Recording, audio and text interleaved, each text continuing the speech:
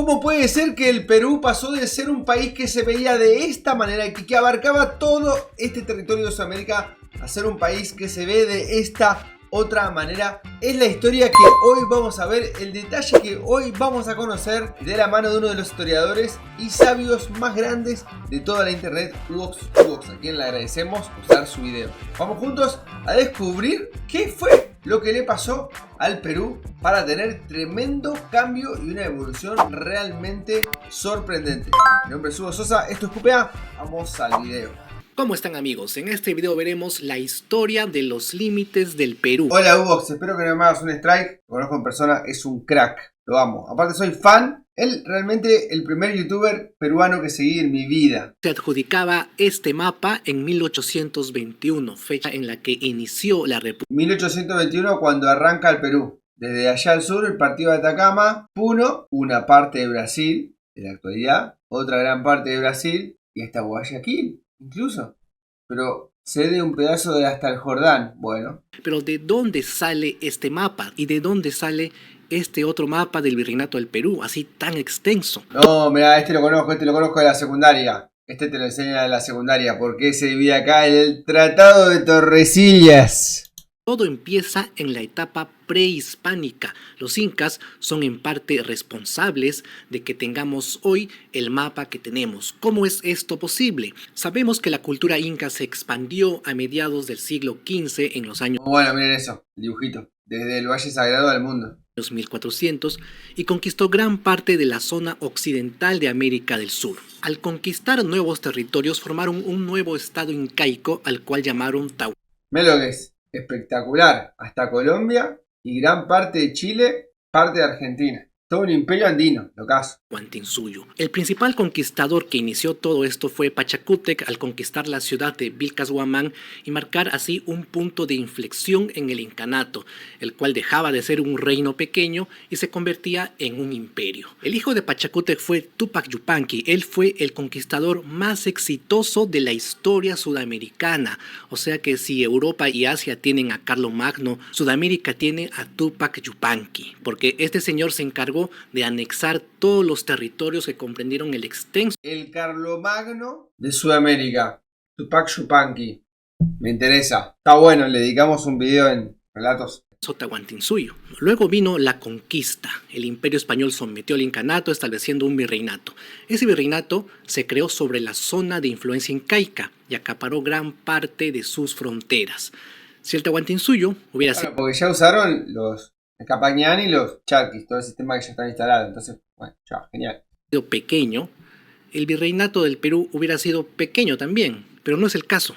El Tahuantinsuyo fue un estado muy grande y por lo tanto la conquista debía ser grande también. Los españoles debían ocupar todo y hacer de ello una sola unidad virreinal. El virreinato del Perú nace en 1542 y ocupó todo el territorio que ocupaba el Tahuantinsuyo y pretendía ocupar mucho más. ¿Por qué? Porque había un tratado llamado Tratado de Tordesillas que... Lo dije mal, igual dije Tordesillas y era Tordesillas. Permitía a España ocupar casi todo Sudamérica. Voy a explicar esto. Entre el Papa, los portugueses y los españoles fue el tratado, pero resumo. A continuación explicaremos el proceso de cómo el virreinato del Perú se achicó tanto que al final le heredó este mapa a la naciente República Peruana, la cual también lo descuidó y terminó cediendo más de 800.000 kilómetros cuadrados a sus vecinos. En 1540 el mapa sudamericano era así. Había gobernación de... No, mirá lo deforme que es ese mapa. Hecho, pero como se le antojaba al rey de España. Y gobernación de Nueva León, pero ¿y si eso tuvieron los indios ahí hasta el 1800? Ni siquiera la gobernación de Nueva Andalucía realmente era algo real. O sea, estarían hasta Santiago apenas ahí guerreando. O sea, fantaseaban también, ¿no? Nueva Castilla, Nueva Toledo, Nueva Andalucía y Nueva León. En 1542 desaparecen estas gobernaciones y se crea el Virreinato del Perú, que abarcaba todo Sudamérica, a excepción pues de la provincia de Venezuela y los dominios de Portugal que están al este del... Pero por ejemplo, la zona del sur de Argentina y Chile, eso no dominaban los españoles y toda la Amazonía tampoco. O sea, como que este mapa es medio mentiroso. A mí me parece... O sea, en el sur de Chile y Argentina estaban los indios. Andaban los indios, ahí no, los españoles no iban a cobrar impuestos, a negociar, a hacer sus cosas. O sea, este mapa es muy mentiroso igual, Perdón, Chugo, sos un genio, te adoro, pero la Amazonía nunca llegaron, los españoles no se metieron hasta ahí, al fondo, al fondo. Así era el virreinato del Perú en su extensión más grande, pero no llegó España a administrar todo. Era su proyección hacerlo, eran sus pretensiones, pero no llegó a poseerlo en la práctica. Pasaron los siglos y en 1717 se creó el Virreinato de Nueva Granada, abarcando lo que hoy es Ecuador, Colombia y Venezuela. El Amazonas directamente lo tenían los portugueses. O sea, Venezuela dejó de ser parte del Virreinato de Nueva España y formó parte de los virreinatos sudamericanos. En 1776 se crea el Virreinato del Río de la... ¡Vamos! Aparecemos nosotros en el mapa, 200 años después se crea, re loco. No existíamos. Plata, el cual abarcó la provincia de Charcas, que hoy es Bolivia, y también lo que hoy es Argentina y Uruguay. En el año 1810 se dio el primer grito libertario de Sudamérica y entonces los españoles decidieron que la provincia de Charcas, que hoy es Bolivia, debería dejar de formar parte del Virreinato del Río de la Plata y regresar al Virreinato del Perú. Es que Charcas durante más de 200 años fue parte del Virreinato del Perú y por eso le decían el Alto Perú. Bueno, también le podrían haber hecho el Bajo porque estaba ubicado al sur, pero bueno, que es cosas de la época de antes que se hacían distintos. No sé qué otra explicación darle. El mapa de Sudamérica en 1810 era así como lo ven en pantalla. Es importante conocer este mapa porque en la Capitanía de Chile, el Virreinato del Río de la Plata, que igual no está todo controlado, Charcas, Perú, Quito, Venezuela. En 1810 se dieron los primeros gritos de libertad en Sudamérica. Y por lo tanto este mapa debía conservarse hasta la actualidad, pero no fue así. Es que la independencia fue un proceso de varios años, tal es así que en 1818 se independiza Argentina, luego Chile, luego la Gran Colombia, en 1821 el Perú y finalmente Bolivia en 1825. Y así es como el Virreinato del Perú pasó de ser esto a ser esto. Cuando un país se independiza, ¿cuál es su nueva delimitación, su nuevo mapa? Los nuevos estados independientes invocaron una doctrina que se llamaba Uti Possidetis Iuris. Es un principio del derecho internacional que establece que los nuevos estados independientes deben conservar las mismas fronteras que tenían justo antes de volverse independientes. O sea, luego de la independencia no se tocan las fronteras, quedan como están. Pero surge... pero decirle eso a todos los chabones de esa época recontra violentos, llenos de soldados de la independencia sin trabajo, que lo único que sabían era pelear ahora y lleno de señores de la guerra por todos lados. Sí, eso fue un desastre. Los españoles hacían cambios territoriales. Además, los procesos de independencia de cada país duraron años. Entonces, ¿en qué momento se aplica el Uti Possidetis Iuris? ¿Al inicio o al final de la independencia? Este problema decidió resolverse aplicando una sola vez el Uti Possidetis Iuris al inicio. En 1563 se creó la Real Audiencia de Quito, que es una provincia del Virreinato del Perú. Esta audiencia de Quito tenía pretensiones territoriales muy grandes, llegaba hasta el Océano Atlántico como... no, directamente se quedaba con todo el río Amazonas, míralo, espectacular. Y Tarapoto también, y Nauta y todo. Bueno, macanudo. Está Calcuta allá en Colombia, creo. Me gustan los ecuatorianos, no se achicaban nunca, Ven en esta imagen es que España aprovechó que el Tratado de Tordesillas le daba ventaja de poseer todo el río Amazonas, pero en la práctica el Imperio Español no llegó a poseer todo eso.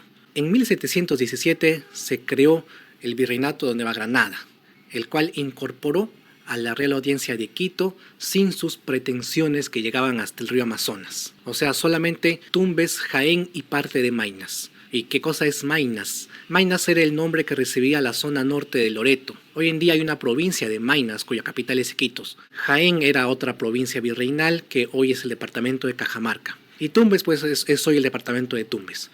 Bueno, en 1802 se expide pues es el departamento de la Real Cédula de 1802, donde el rey Carlos IV decide que Tumbes, Jaén y Maynas deberían pasar al Virreinato del Perú. Esta Real Cédula es muy importante para la historia peruana porque gracias a ella el Perú conservó el departamento de Loreto. Esta cédula, además de incorporar Tumbes, Jaén y Maynas para el Virreinato del Perú, creó la Comandancia General de Maynas, la cual incluía a Jaén, a todo Loreto, todo Ucayali, región de Chachapoyas y la región de Quijos y Canelos, la cual vemos en pantalla y tiene esta forma de piernita de pollo. Y es por eso que este mapa de 1821 incluye esa zona. En 1825, la Gran Colombia dividió su territorio en 12 departamentos y uno de ellos fue este que ven aquí, que se llamaba Azuay, el cual abarcaba Cuenca, Jaén y Maynas. Y así la Gran Colombia desconocía totalmente la cédula de 1802.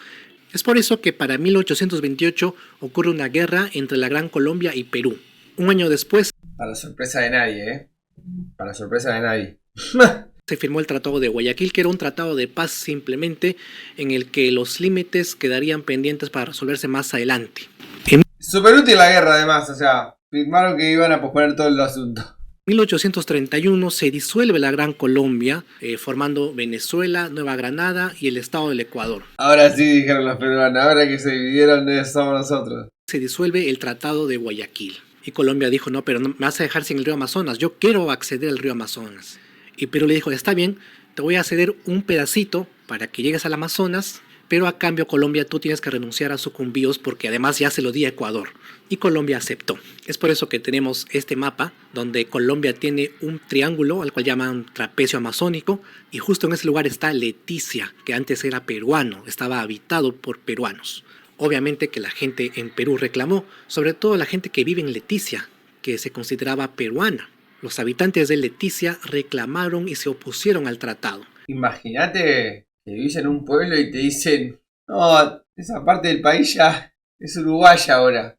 Tampoco les importo. Totalmente sad para la gente del lugar. Es como, te cortan del grupo, te sacan del grupo de WhatsApp de la familia. No, seas malo. Bueno, entonces luego de que los países se hayan independizado, en 1851 se hizo la Convención de Comercio y Navegación, donde Perú perdió este pedacito que ven aquí. Eso se lo entregamos. ¿Por qué? Eso a ver. A Brasil, sin disputar ninguna guerra, ningún conflicto. ¿Por qué lo entregamos? Porque Brasil ya lo estaba ocupando desde antes. Y además Brasil era muy poderoso militarmente y no nos convenía ir a una guerra con ese país. ¿Y cómo se perdió esta otra zona? O sea, bueno, básicamente no era nuestro desde un principio, tenían los otros bajo control y además son más fuertes. Igual Perú bastante pacifista, yo lo veo que más bien se ha defendido igual en su historia. Ha sabido como más defenderse que ir a buscar el conflicto. Y también es cierto, si no tenés acceso al lugar, si no lo controlás, si no tenés llegada, lo tienen los otros, bueno, qué sé yo. Si no, después tenés que pelear toda la vida con los brasileños. Se llama el Acre y se lo comenzaron a disputar Perú, Bolivia y Brasil. Legalmente le pertenecía al virreinato del Perú por uti possidetis juris, pero también el territorio de Charcas lo reclamaba. Charcas pertenecía al virreinato del Perú. Yo he visto ese mapa de Bolivia, claro, de todos los territorios que perdió Bolivia, que ellos reclamaban. Charcas lo reclamaba. Charcas pertenecía al virreinato del Perú. ¿Qué hizo Brasil? Brasil comenzó a colonizar ese lugar. Ese lugar era selva virgen, nunca nadie lo había poseído en la práctica. Además, la fiebre del caucho estaba a flote y Brasil quería a como dé lugar tener esas tierras para explotar el caucho. A Brasil siempre vivo. Brasil fue a por todo, se expandió lo más que pudo, el tratado de Tordesillas quedó recontra atrás. Los portugueses siempre se quisieron expandir, los brasileños siempre se quisieron expandir. Bueno, así tienen tremendo paisote. Tota gente fala português lá, né? Ah, na praia, caipirinha, goloso, Ronaldinho. Sí, Perú, raro, ¿no? Demasiado bueno con Brasil. En 1867 Bolivia firma un tratado con Brasil y renuncia, o sea, Bolivia renuncia a sus pretensiones de esta zona que está sombreada. Y entrega todo eso a Brasil. ¿Por qué hizo eso Bolivia? Si eso era territorio que el Perú reclamaba como suyo. Bolivia hizo eso porque primero que era un país débil y necesitaba acuerdos de paz. Y además buscaba frenar a Brasil. Ese tratado consiguió frenar este avance desmesurado de Brasil. Bolivia se quedó con este triángulo, pero nunca lo ocupó. A finales del siglo XIX... ¡Ah! ¡Qué raro los bolivianos durmiendo! ¿No? Re siesteros. con la fiebre del caucho, inmigrantes brasileños entraron en la región del Acre, supuestamente boliviana, para colonizarla y explotarla. Y es más, estos inmigrantes formaron su propio estado independiente. Y es lo mismo que hacían los chilenos en la región de Antofagasta, o sea, exactamente lo mismo, mandaban gente. Qué loco, ¿cómo funciona eso? Del Acre. Pero al enterarse de esto, Bolivia intervino. Y al intervenir se desata pues una guerra entre Bolivia y el Estado independiente del Acre. Y Bolivia lo perdió. Lo perdió además porque... Bolivia solo versus los brasileños del Acre y pierde. Seguro apoyado por el gobierno nacional de Brasil, ¿o no? Brasil, el Estado de Brasil, intervino. ¿Y Perú qué hacía? Pues nada, estaba así. Perú estaba de brazos cruzados como espectador. En 1903... Solo un peruano puede decir eso realmente. O sea, si lo llego a decir yo, quedo re mal. Me crucifican en la internet. Pero bueno, él es peruano. Sí puede decir. Se firma un tratado entre Brasil y Bolivia, donde Bolivia perdió totalmente el Acre. Y Perú no pudo hacer nada para evitarlo. Perú se ve obligado a firmar un tratado con Brasil, simplemente aceptando que había perdido el Acre. Y ya está. Este tratado de 1909 se llamó Tratado Velarde-Río Branco y se firmó durante el gobierno de Leguía. En Perú a un presidente como Leguía. En Argentina le dirían vendepatria. No sé en Perú cómo se le... no sé, o fue buen presidente igual, de todas maneras. Es breve el conflicto Perú-Bolivia. En 1776, época virreinal, ¿no?, se formó el Virreinato del Río de la Plata. Y este virreinato abarcó Charcas, Argentina, Uruguay y Puno.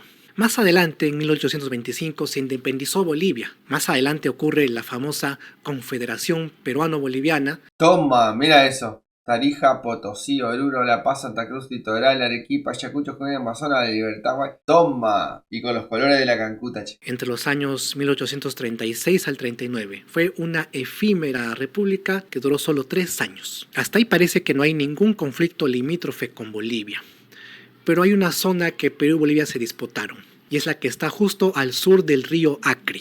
Esta zona era reclamada por Bolivia y por Perú, pero en 1909, justo después de que el Perú firme su tratado de resignación con Brasil entregando el Acre, Perú firmó con Bolivia el tratado Polo Bustamante, también llamado Tratado de Rectificación de Fronteras, en donde Perú cede toda esta zona que ven sombreada aquí a Bolivia. Y si me preguntan por qué lo cedió... ¿Qué estaba pero regalando caramelo Perú en esa época? Eso sí ya no lo sé. Solo sé que fue durante el gobierno de Leguía, o sea, otra vez Leguía. ¿Leguía qué onda? ¿Estaba borracho y le pasaban papeles y lo firmaba sin darse cuenta? Tremendo vendepatria Leguía. No peleó con nadie. El conflicto con Chile parece complicado, pero no, es mucho más fácil de entenderlo. Este es el mapa de Sudamérica en 1821. No teníamos frontera con Chile. En 1879 llegó la guerra con Chile, nos aliamos con Bolivia y Bolivia pues se retiró, como todos sabemos, perdiendo la región de Atacama. El peor vecino de Perú realmente es Bolivia, lo arrastró en varias problemáticas, si te puedes a pensar en el Acre. Después le sacó, no sabemos bien cómo, un pedacito y encima los arrastraba a la guerra con Chile. Tras que fueron los que arrancaron con la revolución. Qué desgracia. Durante la Guerra del Pacífico, Chile toma Tacna y ocupa Lima en 1881. Y esta guerra se extiende hasta 1883, fecha en la que se firma el Tratado de Ancón. Este tratado puso fin a la Guerra del Pacífico, cediendo a Chile de forma permanente la provincia de Tarapacá. Se cedió también Tacna y Arica, pero de forma breve. Se esperaba que después de 10 años, según el tratado, se haría un plebiscito, pero este plebiscito nunca se realizó. Chile violó totalmente el Tratado de Ancón. O sea, Chile nos paseó durante casi 50 años porque recién en 1929, mediante el Tratado de Lima, se devolvió Tacna al Perú, pero no Arica. Ese fue el detalle. Solo Tacna regresó. Bueno, ese fue el detalle. No tan detalle. Una provincia prácticamente entera, chicos. No sé si diríamos un detalle, toda una provincia. Pero bueno, cosas del pasado. Que tampoco nos podemos culpar de todo, ¿viste? Esta devolución ocurrió durante el oncenio de Augusto Leguía. O sea, Leguía estuvo en todas, ¿no? Estuvo durante las cesiones de territorio y también en los recibimientos de territorio. Votaron segunda vez por Leguía, por lo entreguista que fue. Lo votaron 2 veces. Alguien, por favor, que explique lo de Leguía. Gente hermosa y seguidora de QPA, los invito a que me sigan y me apoyen en mi Instagram, donde siempre subo contenido extra que no verán en otras redes sociales y donde pueden seguir mis aventuras por todo el mundo en tiempo real, para saber dónde estoy, dónde estaré y donde anunciamos todas las aventuras del canal. También en Instagram respondo y leo todos los mensajes que me llegan, así que si tenés una propuesta, esa es la red social, apoyame y seguime en ese lugar que QPA te lo agradecerá enormemente. Hugo QPA.